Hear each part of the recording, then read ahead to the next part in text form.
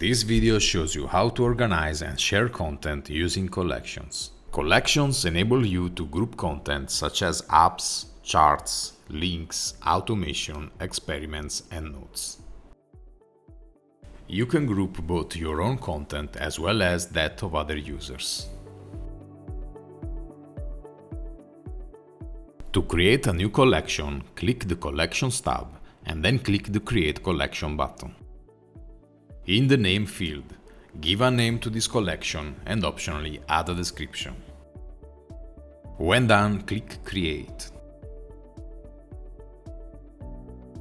To add content to a collection, click the Add to Collection icon on any content type. Then, select the collection you want to add the object to by clicking the plus icon.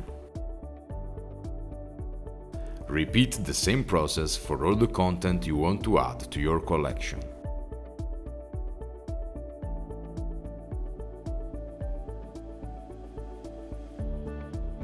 When you add content to collections, you have the option to create more collections by clicking the Create Collection button. When done, you can select in which collection you want to add the content to. In this example, we have created two collections. One that includes sales-related content and the other that includes marketing-related content. Now we are going to create an additional collection that we want to keep private.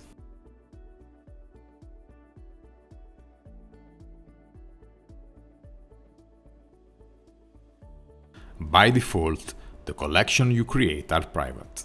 Tenant admins and analytic admins can make collections public, to share them with all the other members of the tenant.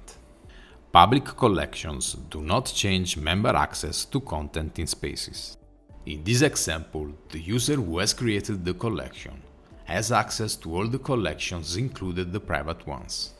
In the marketing collection, the first user will see both the content included in the marketing space and the content included in the personal space, while the second user can only see the content in the marketing space.